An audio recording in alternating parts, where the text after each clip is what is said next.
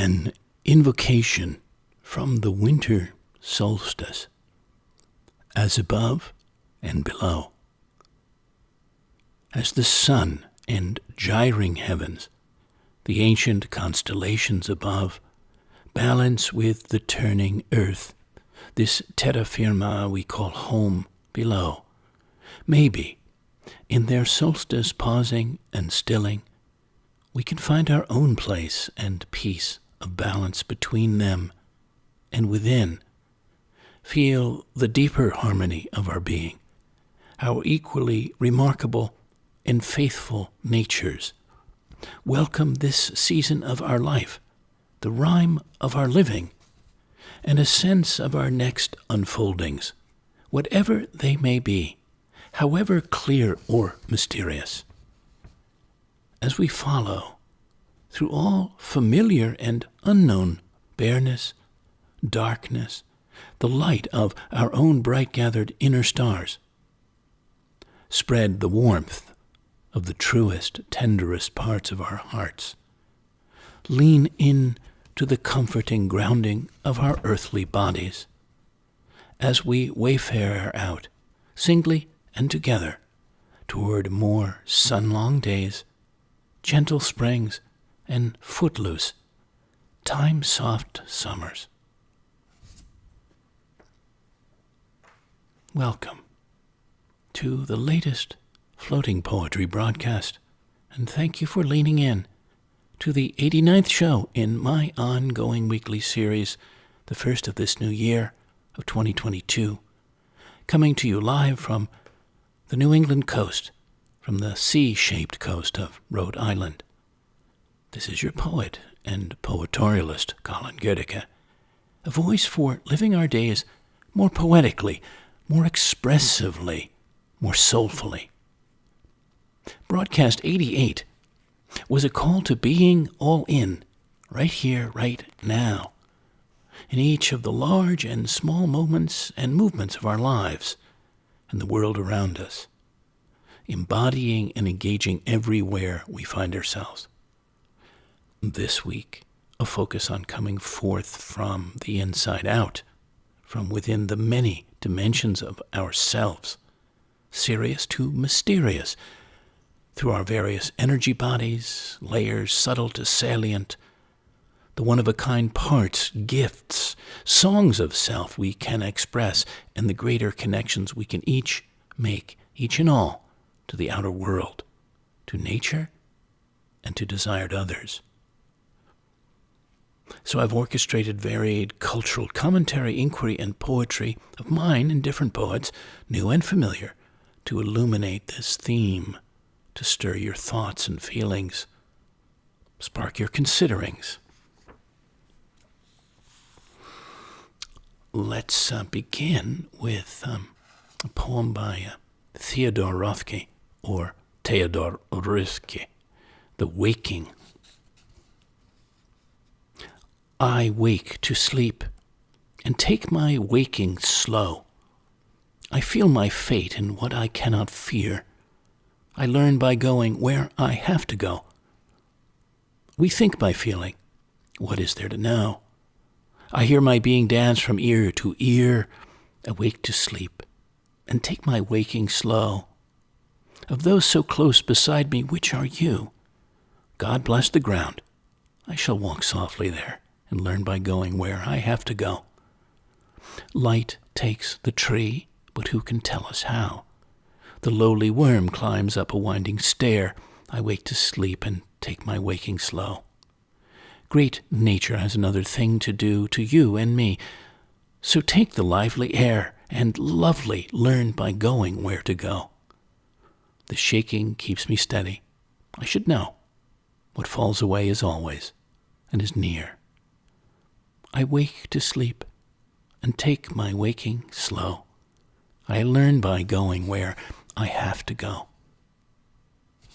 Thank you, Theodor Rothke.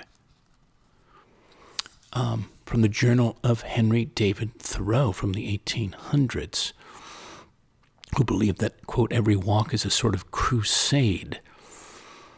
In the coldest day and on the bleakest hill the traveler cherishes a warmer fire within the folds of his cloak than is kindled on any hearth. A healthy man, indeed, is the complement of the seasons, and in winter, summer is in his heart. In winter, we lead a more inward life. Our hearts are warm and cheery, like cottages under drifts, whose windows and doors are half concealed, but from whose chimneys the smoke cheerfully ascends. Thank you, Thoreau. Where is that place inside us, inside you, that's only and entirely yours, sacrosanct, your inner retreat and place of restoration or reformation, self-renewal? Back in Convent Station, New Jersey, where there actually is a convent that's been there for a long time, in December of 2016 came this poem, Hibernacle. A sanctuary for one embering spirit, out of public view, other people's reach, a sacred inner place where fresh bread and honest wine for the soul are kept, to nourish it whenever more nourishment, more replenishment is needed. A hallowed place we can each learn to find, enter, be, for communing in solitude with our source, our kindling essence. Hibernacle. Mary Oliver's poem, Wild Geese, you may know it. You do not have to be good. You do not have to walk on your knees for 100 miles to the desert repenting. You only have to let the soft animal of your body love what it loves. Tell me about despair, yours, and I will tell you mine. Meanwhile, the world goes on. Meanwhile, the sun and the clear pebbles of the rain are moving across the landscapes, over the prairies and the deep trees, the mountains and the rivers. Meanwhile, the wild geese, high in the clean blue air, are heading home again. Whoever you are, no matter how lonely, the world offers itself to your imagination, calls to you like the wild geese, harsh and exciting, over and over announcing your place in the family of things. Thank you, Mary Oliver. Consider, if you will, your deeper seeing, your ability to see with a wise and wide-open inner eye. Just open your eye. Open your eye. Your third eye, the inner all-seeing one, where higher consciousness resides, can preside. That closed even halfway can shine no deeper vision or greater wisdom, but wide open, can tune to the higher vibrations of the universe, can gaze mystically within and extra-sensorially, extraordinarily sensitively without. And here's a pairing poem, Follow the Root, paired with that. This is from the Rose City, Madison, New Jersey, 1 February. Follow the root. For it leads to and from your source, your essential self, your essential life force. The way your body knows, the place your soul knows and grows from, pours through. The way for another following body and soul to feel everything deep inside you. Well, let's talk about that, those places, that root, that source, the inner voice. This is from mindbodygreen.com on how to listen to your own inner voice and why it's so important. So some excerpts from that. Whether your inner voice is loud and clear or more of a whisper, listening to it can be a great source of guidance when you need it most. You can think of it almost like your highest self, says the professional intuitive and author of Self-Care for Empaths, Carol Richardson. It's that wise part of you that can float high above the details of the moment, your own emotions and the emotions of others, to get an eagle eye, more objective perspective on a situation. Whether it's responding to a present situation, reflecting on a past experience, or helping to guide you in the future, the astrologer and author of Cosmic Health, Jennifer Racioppi, says, no matter what, the inner voice is the voice of truth. our unique voice of truth that comes from within. It's our innate intelligence. And when we listen to it, she adds, we turn inward to, quote, hear what our body and soul have to say before looking to the world outside of ourselves for direction. And on why you should practice listening to it in all that you do. Allowing your inner voice to guide you can help you show up as the best version of yourself. Rasiopi says it will help you fully discern your wisdom, guidance, and direction, and there's nothing more potent or powerful than trusting yourself and confidently following your truth. Well, I second the motion. Edward Hirsch, self-portrait. I lived between my heart and my head, like a married couple who can't get along. I lived between my left arm, which is swift and sinister, and my right, which is righteous. I lived between a laugh and a scowl, and voted against myself, a two-party system. My left leg dawdled or danced along, my right cleaved to the straight and narrow. My left shoulder was like a stripper on vacation, my right stood upright as a Roman soldier. Let's just say that my left side was the organ donor and leave my private parts alone. But as for my eyes, which are two shades of brown, well, Dionysus meet Apollo. Look at Eve raising her left eyebrow while Adam puts his right foot down. No one expected it to survive, but divorce seemed out of the question. I suppose my left hand and my right hand will be clasped over my chest in the coffin, and I'll be reconciled at last. I'll be whole again. Thank you, Edward Hirsch.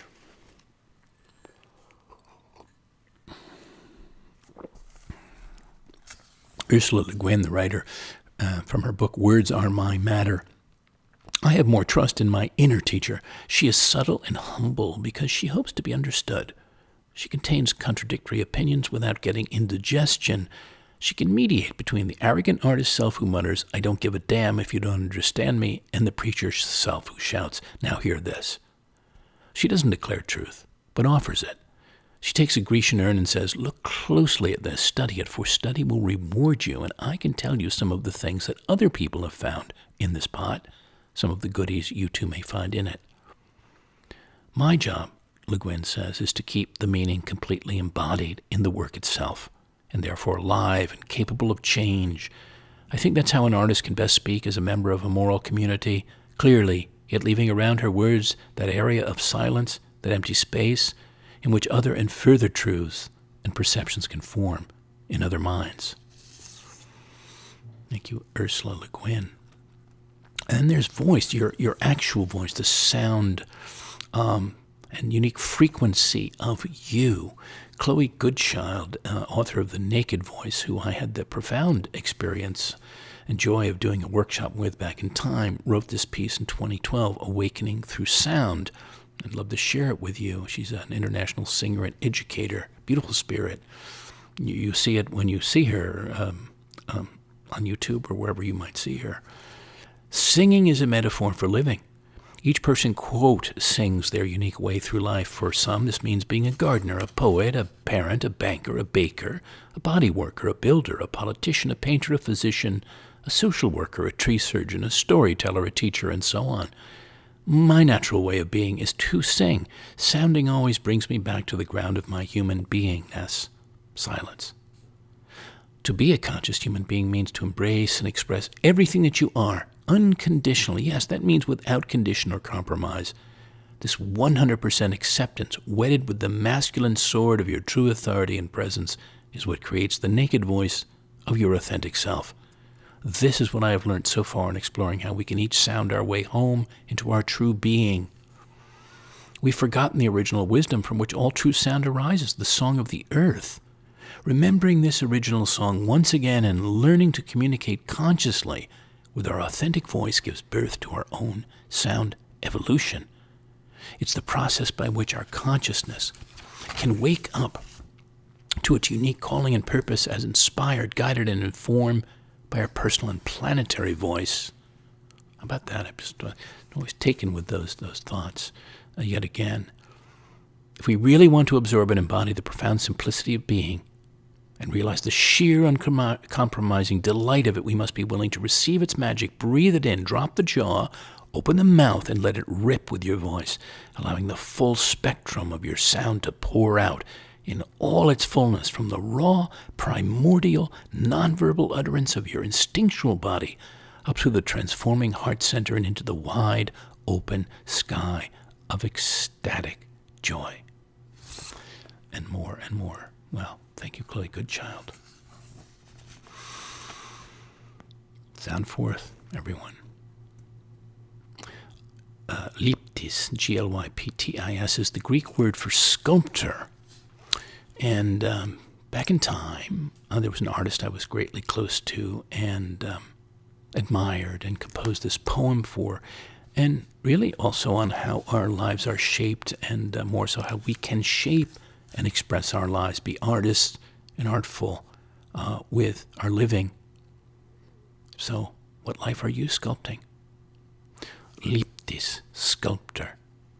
You, O Leptis, remover of matter, revealer of form, opening what lives inside.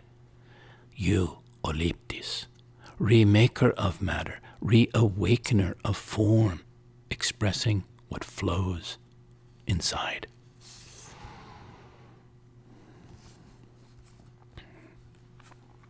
How do we find fitting words for who and where we are at any given point in our lives, in our arc of life? Jeanette Winterson talks about poetry as helpful. She said, language fails us. In times of great grief, in times of extremity, in times of stress, what can we say? Where can we find the words that will somehow make bearable the pain that we're in at the time? That's why I always go back to the poets, or I turn to some of my favorite passage, because there are the words. Somebody has deep dived them for me and brought them back to the surface, and deep dived them in the place where there are no words. That awful place where language doesn't take us, where we cannot say, where we cannot speak. And the reason why we can trust our writers, our poets, our artists is that they are able to deep dive those places and bring things back up so that you can find it. So that you are not without language, so that you are not in that terrible place where there's nothing that can be said. It's very good to have those poems, those passages in our minds, to find a language we can use at those times, because we can't trust it to the soap opera cliches of television. We can't trust it to the soundbite journalism. We can't trust it to that volume of data, lacking all meaning, that invades us and bombards us every day. For the real thing in our lives, the deep things in our lives, we have to find a language which is an equivalent to the emotions we feel. And that's really only possible through literature, through poetry, because their language is working at its most powerful, is working at its height. It's not that it's artificial. It's simply that it's the place we cannot find in the normal discourse of every day. It's a heightened language because it speaks to us in those heightened situations. Thank you, Jeanette Winterson. Well, apropos, Lucille Clifton has a poem called The Birth of Language, and it's an interesting and evocative poem by her that a fellow artist friend in Brooklyn, Nadia Cohen, sent me a few days ago. That was followed by another friend's poem in response to that poem, and then my poem in response to it as well. So I'll give you hers and then mine. The Birth of Language. And Adam rose, fearful in the garden, without words for the grass his fingers plucked, without a tongue to name the taste shimmering in his mouth. Did they draw blood, the blades? Did it become his early lunge toward language? Did his astonishment surround him? Did he shudder? Did he whisper, Eve? Thank you, Lucille Clifton. Here's mine. When words arose in the flesh, after Adam opened his ears to the languages of the world's garden speaking, in countless wondrous tongues, from the flowing streams, the wind-kissed trees, the rolling hills, the sun, the songbirds, to the tumbling clouds. Was it then, when he embodied them and opened his mouth to answer, that his words, the first words of an awakened man, arose, were heard by a listening woman named Eve, and all the receivers in that speaking garden?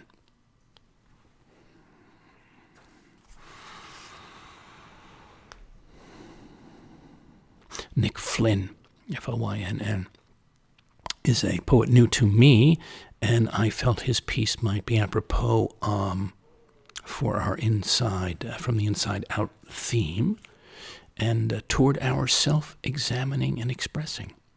It's called Self-Exam. Do this. Take 2 fingers, place them on the spot behind your ear, either ear, the spot where your skull drops off into that valley of muscle and nerve. That is the muscle that holds up the skull, that turns the dumb bone this way and that nods your face up and down when you think you get it. Press deeper. Touch the little bundle of nerves buried there, buried in the gristle, the nerves that make you blink when the light bewilders you, that make your tongue slide in and out when you think you're in love, when you think you need a drink. Touch that spot as if you have an itch. Close your eyes and listen. Please, close your eyes. Can you hear it? We think our souls live in boxes. We think someone sits behind our eyes, lording in his little throne, steering the fork to the mouth to the tit. We think hungry children live in our bellies and run out with their empty bowls as the food rains down. We sometimes think we are those hungry children. We think we can think anything and it won't matter. We think we can think, cut out her tongue, and then ask her to sing. Thank you, Nick Flynn. Well, as we look and feel into not only our light sides, but our darker parts, our darker sides and shadows, and our sadnesses that for sure shape us and also call for expressing, for sharing, and sometimes needed releasing. And I wasn't familiar with this poem until putting everything together for us, but it's James Dickey's poem, The Lifeguard. In a stable of boats I lie still, from all sleeping children hidden. The leap of a fish from its shadow makes the whole lake instantly tremble. With my foot on the water I feel the moon outside take on the utmost of its power. I rise and go out through the boats. I set my broad soul upon silver, on the skin of the sky, on the moonlight, stepping outward from earth unto water in quest of the miracle. This village of children believed that I could perform as I dived for one who had sunk from my sight. I saw his cropped haircut go under. I leapt, and my steep body flashed once in the sun. Dark drew all the light from my eyes, like a man who explores his death by the pull of his slow-moving shoulders. I hung head down in the cold, wide-eyed, contained, and alone among the weeds, and my fingertips turned into stone from clutching immovable blackness. Time after time I leapt upward, exploding in breath, and fell back from the change in the children's faces at my defeat. Beneath them I swam to the boathouse with only my life in my arms to wait for the lake to shine back at the risen moon with such power that my steps on the light of the ripples might be sustained. Beneath me is nothing but brightness, like the ghost of a snowfield in summer. As I move toward the center of the lake, which is also the center of the moon, I am thinking of how I may be the savior of one who has already died in my care. The dark trees fade from around me. The moon's dust hovers together. I call softly out, and the child's voice answers through blinding water. Patiently, slowly, he rises, dilating to break the surface of stone with his forehead. He is one I do not remember having ever seen in his life. The ground I stand on is trembling upon his smile. I wash the black mud from my hands. On a light given off by the grave, I kneel in the quick of the moon, at the heart of a distant forest, and hold in my arms a child of water, water, water. Thank you, James Dickey. To you of hidden heart is a peace of mind around being vulnerable, letting others in during our travails. Once you can truly, genuinely, and safely hold us in a good place. To you of hidden heart, of sad or lonely, longing and deserving heart hidden from view, I hold out a hand to yours, sense what you cannot say in words or feel easy to show. Offer a gentleness to soften your reticence, a safe harbor for your hiddenness, a place for your heart to enter and freely drop its sometime achingly heavy anchor.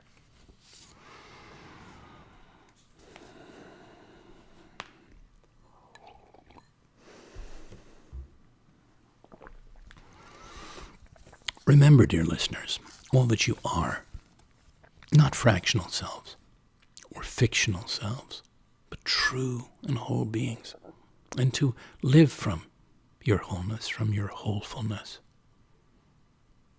This poem is You're Not a Talking Head. You're a talking heart, a talking soul, a talking body, who speaks with the energies and cosmologies of a whole being, who voices from a solar plexus place, who converses in a language felt more than heard, understood beyond mind, beyond words. The famous writer William Faulkner, from his selected letters, I came across this, and I hadn't read this before, but he wrote his own kind of epitaph. This was later in his life, or the late part of his life. And he echoes Goethe's awe at the advantages of having a beginner's mind. And he said, working at the big book, I know now, believe now, that this may be the last major ambitious work. I know now that I am getting toward the end, the bottom of the barrel. The stuff is still good, but I know there is not very much more of it. A little trash comes up constantly now, which must be sifted out. And now, at last, I have some perspective on all I have done. I mean, the work apart from me, the work which I did apart from what I am. And now I realize for the first time what an amazing gift I had. Uneducated in every formal sense, without even very literate, let alone literary companions, yet to have made the things I made, I don't know where it came from. I don't know why God or gods or whoever it was selected me to be the vessel. Believe me, this is not humility, false modesty. It's simply amazement. I wonder if you've ever had that thought about the work and the country man whom you know as Bill Faulkner, what little connection there seems to be between them. About that. Well, wherever we are in our lives, let us honor, uphold those parts of ourselves that are enduring and are so vitally encouraging when we touch into them, when we believe in them.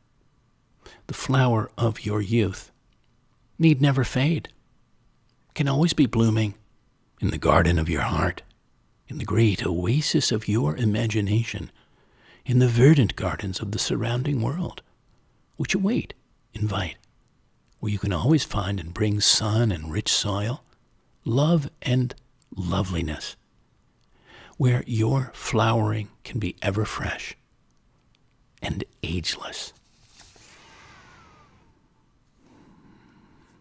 And I thought of some poems for various friends. You know, I've over at different broadcasts, sometimes apropos, I bring them up, different poems.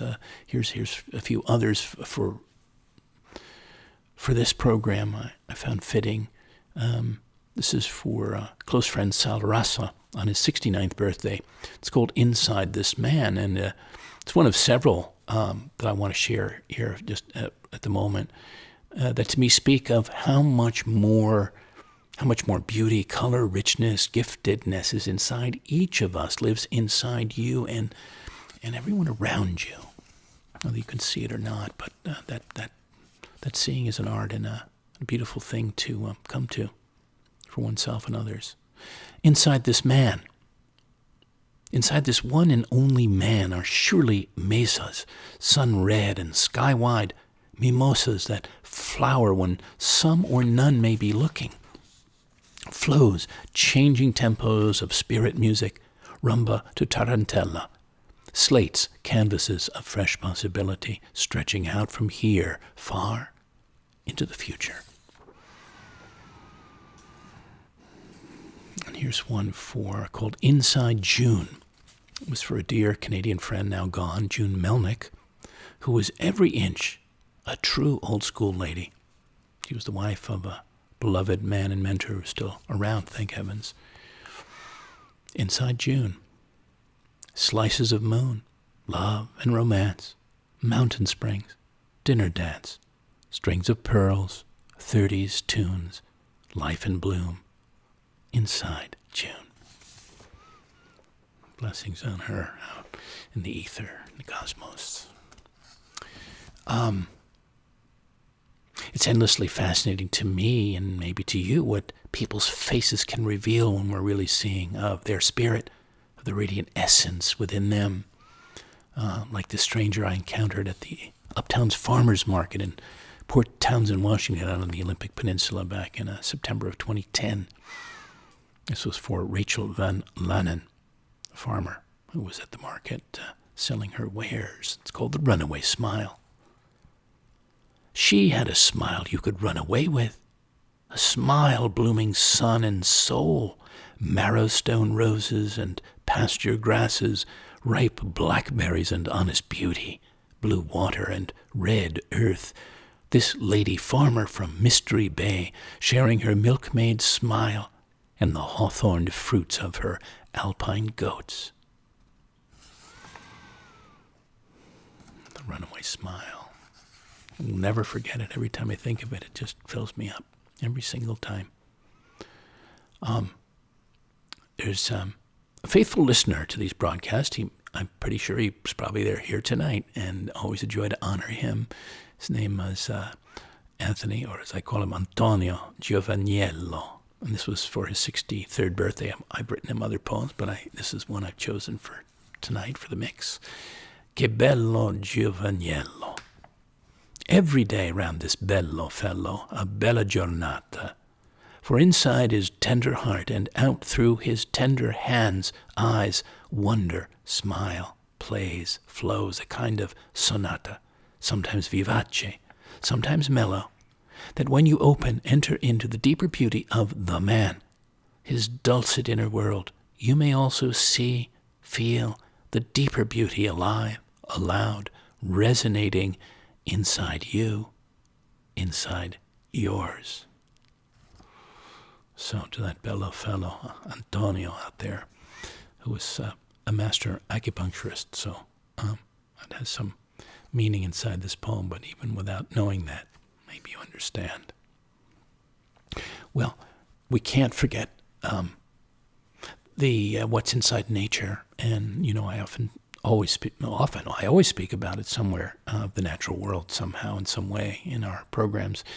So let us not forget how much marvelousness lies inside each creature of nature that shows and shines forth around us, especially in the wild.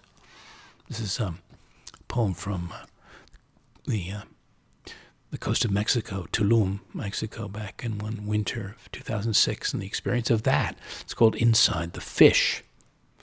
Inside the fish, as you fillet it by yourself, at your table, where it has landed with a bottle of cold white wine, you open the hinge and find beneath its scales the guts of a grand piano, strung tight with wires, that resonated as early as this morning in the open sea, when the now grilled and silent instrument was alive and playing a vibrant blue and green water music.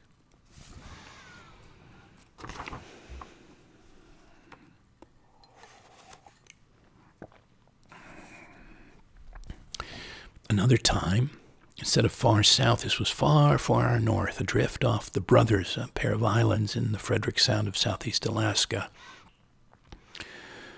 And it's called Leaping for the Salmon.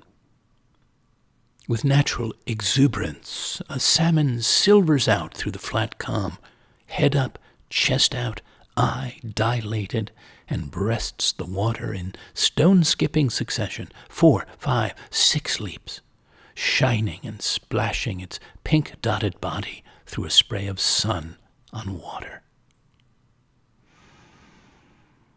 So the energy to behold of that leaping was so inspiring, and I felt like leaping myself in heart, even viscerally, and maybe you've had experiences like that. Maybe you want to recall those to yourself or share those with some others if you've had them.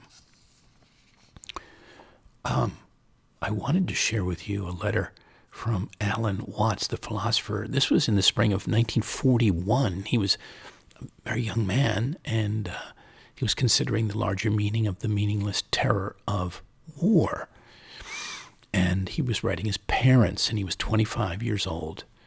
And he was reflecting on the nature of reality and the interconnectedness of all human experience. Cast any one experience, even the most terrifying, in a wider frame of reference that makes it somehow more bearable. So decades before he formulated his ideas of how learning not to think in terms of gain or loss actually enlarges life, he said to his parents, "I have faith that something good will come out of this in the end, like the phoenix out of the fire. But in the meantime, it's almost impossible to know how to plan for the future. Things here are as good as can be expected, but under such strain, you never know when people are going to go crazy. Sometimes I get the queerest feeling that things going on in the world around one are in some odd way reflections of things happening in the depths of one's own mind. It's almost as if the world gets calm as you keep calm yourself and vice versa. Yet it would be absurd to imagine that one could actually control the course of events in that way, because this would imply the belief that oneself alone is real and all else a figment of thought. But it convinces me more and more that there is a universe inside one, which contains Hitler and all forms of human madness, as well as love and beauty." Thank you, Alan Watts. Henry Cole has a poem, Self-Portrait in a Gold Kimono. I came across very interesting poem in this curating of material for us. Born. I was born. Tears represent how much my mother loves me, shivering and steaming like a horse in rain. My heart is innocent as Buddha's. My name a Parisian band leader's. I'm trying to stand. Father is holding me and blowing in my ear like a glass blower on a flame. Stars on his blue serge uniform flaunt a feeling of formal precision and stoicism. Growing, I am growing now, as straight as red pines in the low mountains. Please don't leave, Grandmother Pearl. I become distressed, watching the president's caisson. We together move to the big house. Shining, the sun is shining on my timeline.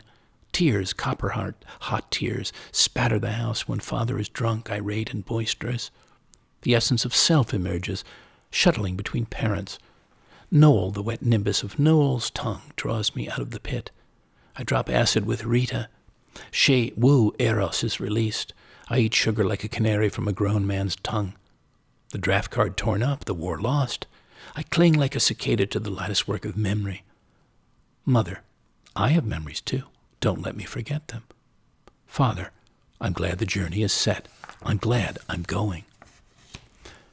Crows, the voices of crows leaving their nests at dawn, circle around as I sit in a gold kimono, feeling the subterranean magma flows, the sultry air, the hand holding a pen, bending to write. Thank you, Mother and Father, for creating me. Thank you, Henri Cole.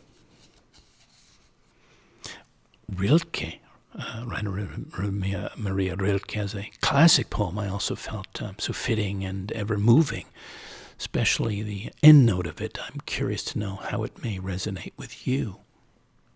The archaic torso of Apollo.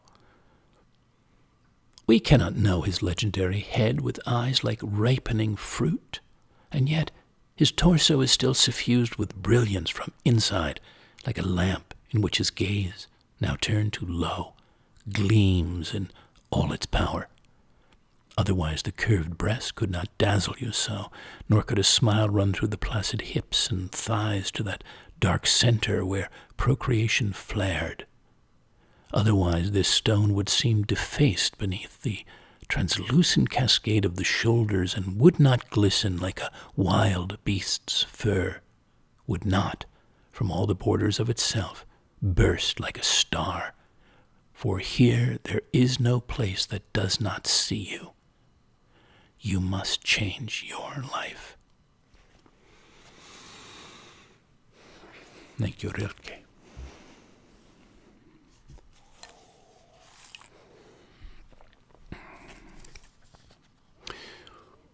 One all Hallows Eve in New York City in October of 2013 arose this poem and a vital and elemental stirring, a calling forth. It's called Inside the Ravines.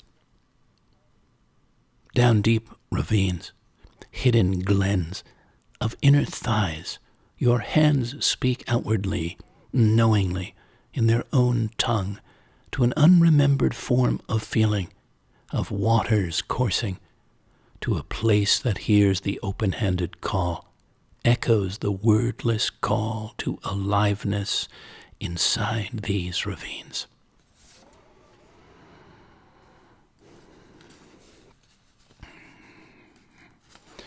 And here's a poem I call A Revealing, the Elixir of Life. And I ask you to ponder what your own elixir may be, what moves you greatly daily, body to spirit.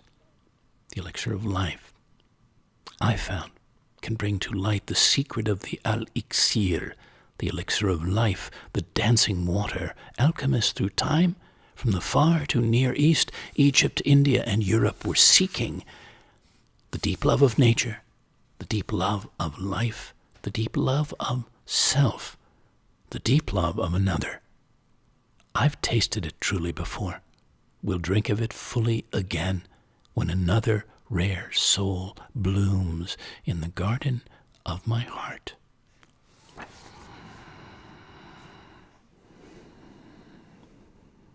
Terence McKenna has this advice. We each must become like fishermen and go out onto the dark ocean of mind and let your nets down into that sea. And what you're after is not some behemoth that will tear through your nets, foul them, and drag you and your little boat into the abyss.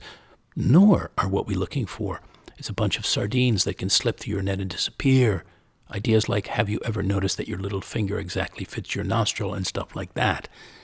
What we are looking for are middle-sized ideas that are not so small they're trivial, and not so large they're incomprehensible, but middle-sized ideas that we can wrestle into our boat and take back to the folks on shore and have fish dinner.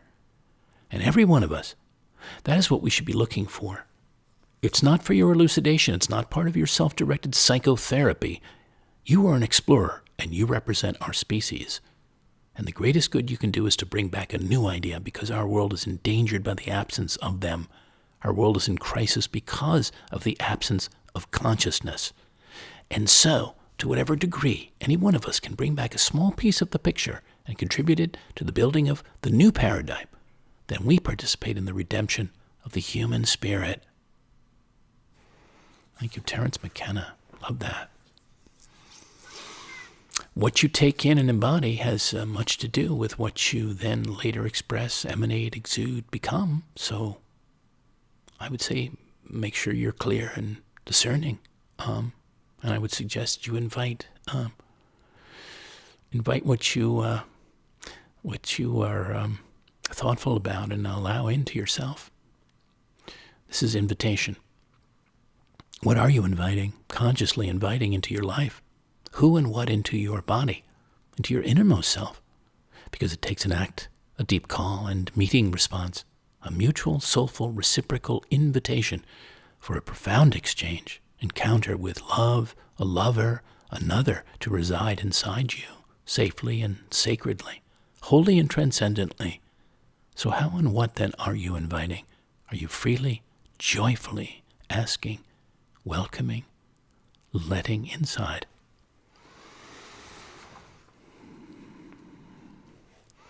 And could you and would you look around and see how your life rhymes? You might be wildly surprised at how much and how often it does, as I did, as I have, as I do almost every day. It's amazing. Your life is rhyming. The rhymes and rhythms of your life are syncopating, inner and outer, are sounding clearer and fuller, are moving you in marvelous, mysterious ways. Hear them, feel them, dance with them all, body and soul.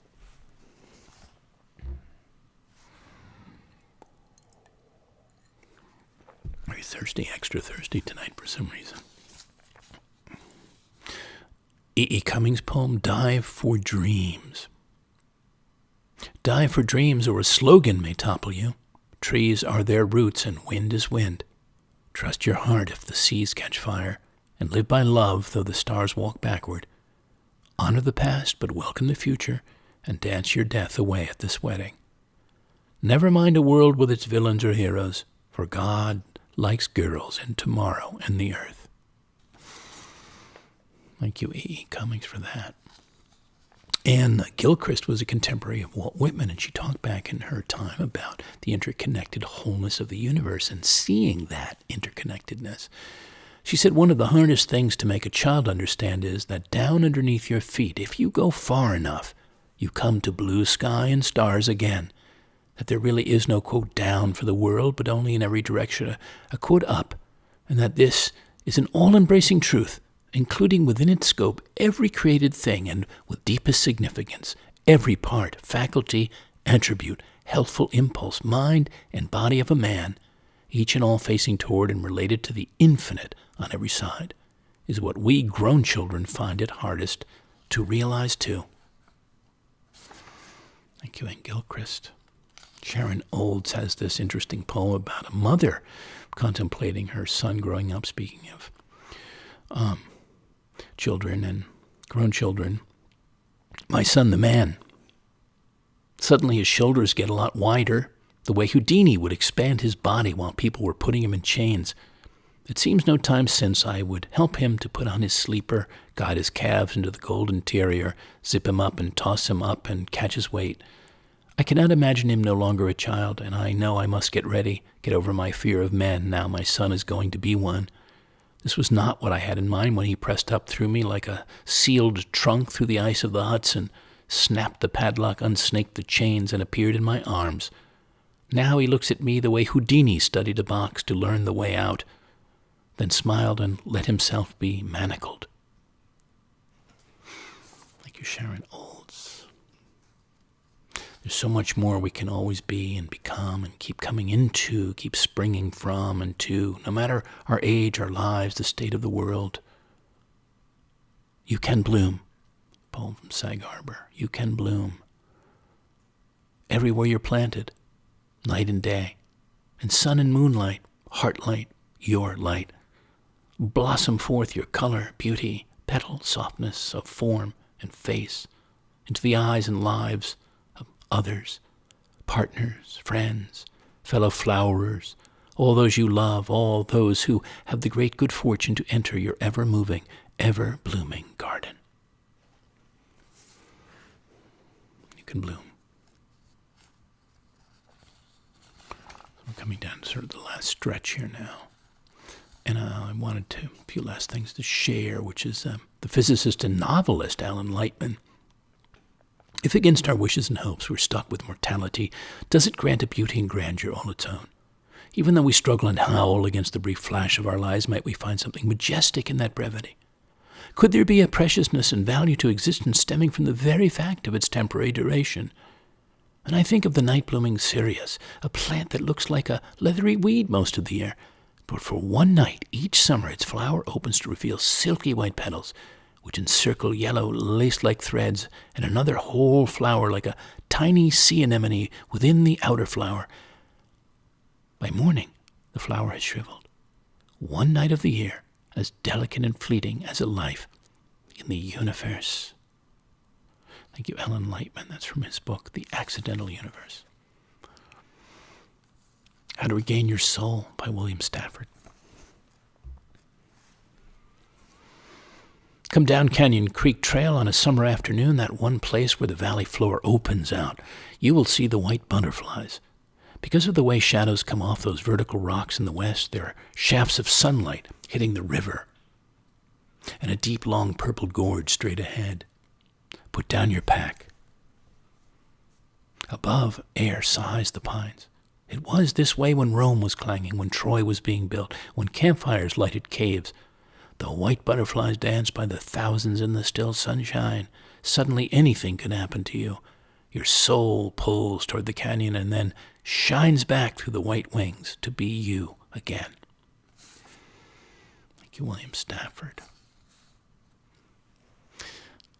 I wrote this back in 2017 at a hard turning point in my life when it was so immensely challenged and I needed to remind myself, my soul, to encourage myself about the essence of self and life.